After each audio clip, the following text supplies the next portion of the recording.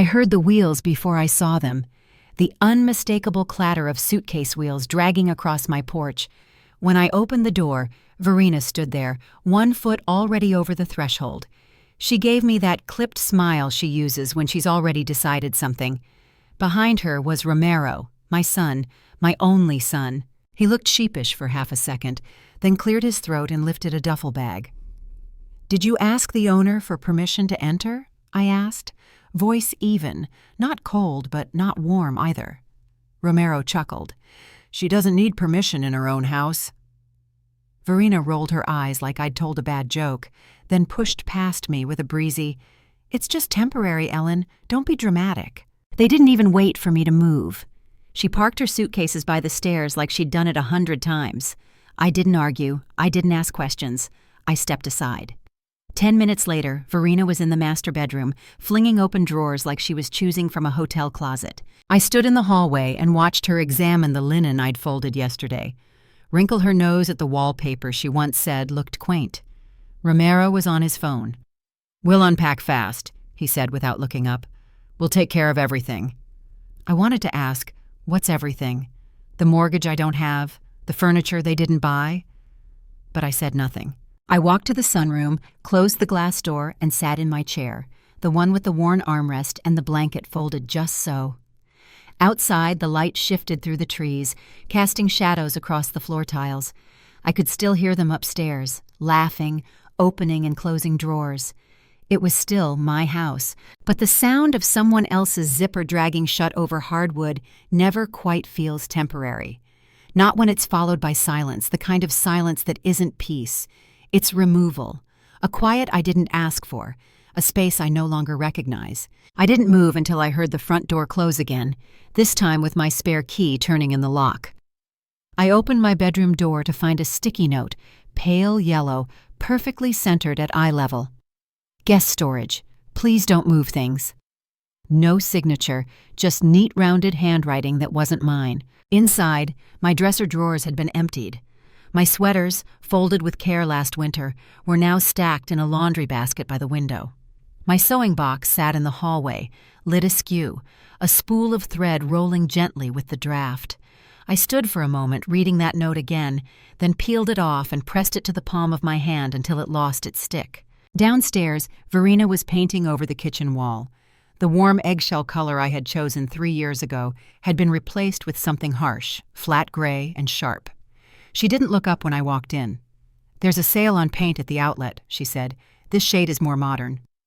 Romero sat at the table eating a banana, his eyes fixed on his phone. He said nothing. On the floor near the hallway were boxes stacked and labeled in thick black marker: master bath, office, nursery. I bent down and looked closer. A teddy bear peeked out from one of them. In another, file folders and books from my study. So they'd been in there too. "Where's the spare key?" I asked, not looking at either of them. Romero hesitated. "Oh, I think we took it in last night so we wouldn't lose it." He didn't offer to give it back. I reached for the kettle, filled it, and turned the burner on. Verena was still brushing over the corner trim, humming lightly. Romero was now texting. It was all very quiet. I drank my tea in the laundry room, the only place they hadn't touched yet. The window faced the neighbor's hedge, a familiar view.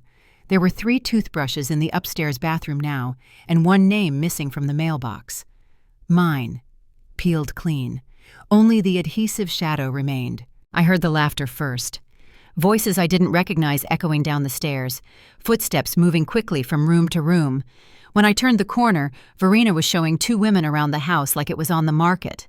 "This is the dining area," she said, gesturing with both hands. "I'm thinking of knocking down this wall eventually. Open concept." One of the women nodded. "Great lighting in here." Verena smiled. "Perfect for the baby's photos." She didn't notice me standing by the coat rack, or she pretended not to. The women followed her upstairs. I stayed at the base of the steps, watching their shadows move through my hallway.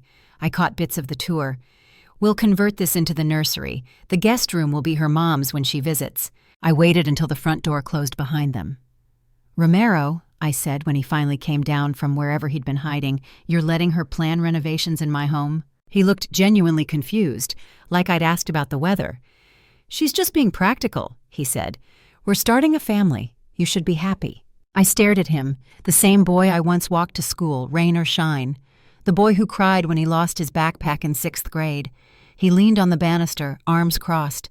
"Besides," he added, "your house will be ours someday anyway." He didn't say it with malice, just stated it like a fact, like the sky being blue or grass being green. I walked past him through the narrow hallway and into the back room. I hadn't been in there since the spring. There, under the old quilt chest, was the metal file box I'd almost forgotten about. I pulled it out slowly, careful not to scrape the floor. The clasp was still tight. I opened it and saw exactly what I remembered. Folders, envelopes, a spare notary stamp, and the deed, unsigned by anyone but me. They thought this house was an inheritance in waiting, but it wasn't waiting for them, not anymore. The metal box still smelled faintly of ink and dust. Inside were the papers I hadn't touched since my husband died, a decade sealed away in legal language and yellowing folders. At the very top sat the trust document. I remembered the day we signed it. He'd insisted it was only a precaution, something to keep things simple if anything ever happened. Back then, I thought it was unnecessary. I had trusted that kindness and gratitude could protect what contracts could not. Now, as I traced the faded signature across the bottom margin, I realized how naive that was. The trust was still active, still under my name, still protected by the same clause he'd included, just in case. Romero wasn't listed anywhere. No successor, no beneficiary, just me. I spent the afternoon reading every paragraph. The legal phrasing was dense, but I knew what it meant. The house belonged solely to me until I said otherwise, and I hadn't. When I called the notary, my voice was steady. "Yes," I said. "I'd like to make an addition." We met the next morning at her office. She looked at me over the rim of her glasses when I handed her the handwritten note. "If any party attempts to transfer ownership through coercion or deception," I read aloud, "the property will be released to the Ashcroft Women's Shelter in perpetuity." She hesitated, then nodded. "That's very specific." I signed and watched her stamp the seal. The crisp sound of paper accepting new power. For the first time in weeks, I felt a kind of peace that wasn't fragile. That night, I tucked the new document in the bottom drawer of my desk beneath a layer of tax records. I closed it gently and locked it with the small brass key. Upstairs, I could hear Verena humming to herself, rearranging something in the master closet. Romero's voice floated in, soft, uncertain, but obedient. I folded the key in a napkin and slipped it into my purse. By morning, I'd already decided what I needed to do next. The paper was still warm when I picked it up from the printer tray. It hadn't been there the night before. My name was listed at the top in bold, grantor. Beneath it, 2 new names, Romero Ames and Verena Ames, labeled co-owners. A date had already been typed in, and 2 signatures had been scrawled in shaky ink that looked like someone trying to mimic calm. They hadn't even bothered to use my actual handwriting. I stood at the desk for a long time, holding the paper like it was dipped in something that might burn. I didn't call out. I didn't accuse. Instead, I opened the scanner app on my phone and took 3 high-resolution images. I saved the PDF, labeled it preemptive fraud, and sent it to my lawyer with no message except, "Please confirm receipt. May need this later." After that, I quietly unplugged the printer and placed it in the hall closet. That evening, I moved a few things into the guest room, a small lamp, my reading glasses, 2 cardigans. When Verena saw me walking down the hall with a pillow tucked under my arm, she smirked. "If you want space, just say so," she said. "We're not trying to push you out." I didn't answer. I didn't give her the satisfaction of an argument. Instead, I parked my car a block away from then on. I stopped leaving the porch light on. I kept my bedroom door closed, not locked, just shut, and I slid the window latch into place each night before bed. I knew what they thought, that I was backing down, that I was growing tired, letting go. Let them believe it.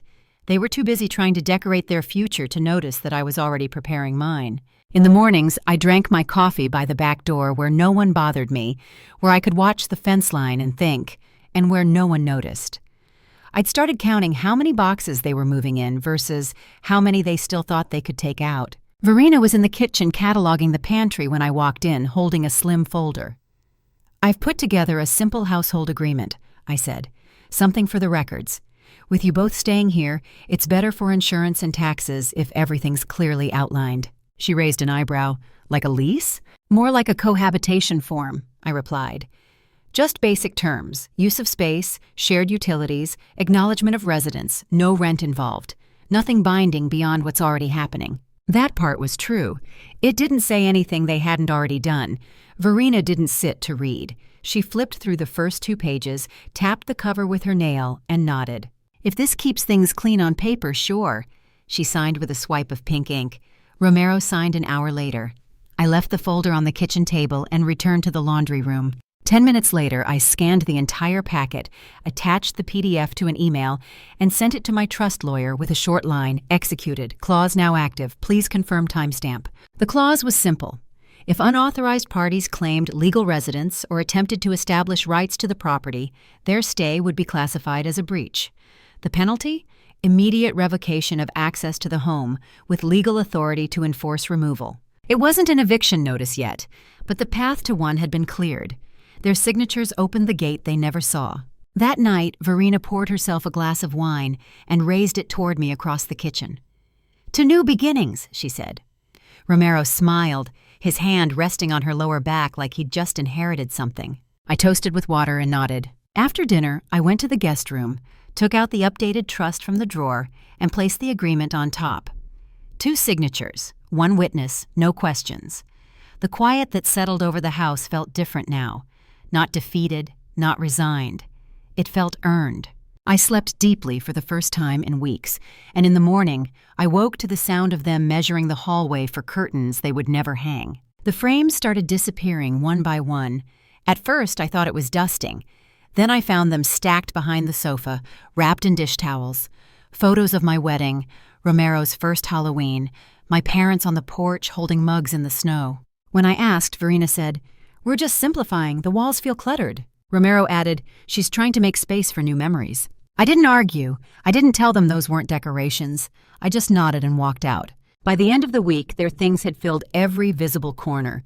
Throw pillows I didn't buy, scented candles I never lit, a whiteboard in the kitchen with a weekly schedule that didn't include my name. They hosted dinner parties twice, strangers in my living room, drinking wine on my couch, complimenting the remodel, praising Verena's taste. Romero smiled like a host, correcting no one. I was invited, but never expected. "You can join if you want," Verena said without pausing from arranging her cheese board. I didn't want to. Instead, I filled my thermos, wrapped myself in a coat, and walked the block slowly, circling once, then again. By the 3rd loop, the porch lights had dimmed and the music softened. I stood across the street beneath the neighbor's maple, watching silhouettes through the front window. They moved like they belonged, arms wide, feet confident, laughing in the house I cleaned every Sunday for 30 years. I didn't go back in until the last car pulled away. I stopped answering the doorbell after that. Let them text, let them wonder. I started keeping my bedroom door closed during the day, too. I made lists in the laundry room, read my books in the car with the windows cracked just enough to hear birds. I took back space by disappearing from theirs. Verena eventually hung a new photo in the hallway, a black and white of her and Romero in front of the fireplace. Her arm curled around his, smile bright like a real estate ad, but the envelope had already arrived that morning. Thick paper, firm seal. I didn't open it yet. I wanted to enjoy the silence before the knock came. The knock came at 9:17 a.m., sharp, measured, not impatient but not casual either. I didn't answer. I didn't need to. I heard Romero's voice muffled through the window. "Yeah, that's her. You can leave it with me." A pause, then a second knock, firmer, directed at me this time. I stayed in the den, flipping a page. Moments later, the shouting started. "What is this?" Romero's voice cracked louder now, paper rustling, footsteps slamming down the hall. The envelope had been thick for a reason. The cover letter alone was 2 pages, legal tone, airtight. Inside, a certified eviction demand, documentation of the signed occupancy agreement, a copy of the trust history, a notarized clause that detailed their breach, and a deadline, 72 hours or legal enforcement. I heard his fists against my door next. "Mom, open the door! This is ridiculous!" Then Verena's voice, soft but shaking. "Ellen, please, can we talk?" I kept reading, a novel I'd started weeks ago, set in a lighthouse where the silence meant safety. I liked the quiet metaphors more now. Their footsteps retreated. Then came the hurried whispers, the slam of a kitchen drawer, the beep of Romero's phone. I imagined him calling a lawyer, his own, not knowing mine had been ready since June. Later, I heard the sound of a suitcase being unzipped. Not packed, just opened. They weren't leaving yet. Not today. But the tone had changed. That evening, they didn't speak to me. No updates, no offers, no sudden affection. Just two closed doors and the sound of movement above my head. Desperate, unsettled. I sipped tea in the den and watched dusk settle into the backyard, the lilac bush bending slightly in the wind. I thought about the knock again, how they never expected it to come from outside, how they forgot a house isn't just walls, it's paper, too. By morning, the lights upstairs stayed off longer than usual. But when they finally came on, I heard only one thing through the ceiling. Drawers opening, then the sound of shoes being tossed into a box. They hadn't returned since Friday. I saw the car pull up just after 8, parked halfway into the drive, engine running, no music playing. Then the knock. "Just let us get our shoes," Romero said through the door. His voice had dropped low, not tired, just emptied out. I didn't respond. I opened the door slowly and stepped aside. Neither of them crossed the threshold. Verena stood behind him, arms folded, wearing the same coat she'd left in days ago. Her mouth was tight, eyes fixed somewhere over my shoulder. Romero looked smaller than I remembered, like the air around him no longer belonged to him. "There's a box," I said. It was already sitting beside the welcome mat, labeled in black marker. Shoes, entryway closet, gym, the laces of his favorite pair stuck through the flap. Verena's boots sat on top, heels worn, toes scuffed. They crouched down together silently and packed what was theirs, or what they could still claim. "I didn't think you'd go through our things," Verena said. "I didn't," I answered. "I just returned what wasn't staying." Romero picked up the box. Verena stayed crouched for a second longer. When she stood, her gaze finally met mine. "You're destroying your family," she said. No tears, no outburst. Just a cold summary, like she was handing me a receipt for something I never ordered. I didn't flinch. I didn't nod. I didn't say the thing I could have, that families don't need signatures to survive, but they fall apart quickly when trust is forged like a deed. They turned without another word. The car trunk opened, swallowed the box, and shut with a final thud. I closed the door behind them. This time, I didn't need to lock it. They wouldn't be coming back. The house was still again, quiet, not from absence but return. It no longer needed defending. I took the small brass hook from the junk drawer and held it in my hand for a long moment. The screw hole was still marked on the wall beside the door frame, faint but there. It went back easily, as if it had never been removed. I hung my key on it. The sound of metal against metal was simple, clean. The next morning, I carried my things upstairs. The master bedroom door creaked a little as I pushed it open. The smell of cheap paint lingered, harsh and synthetic.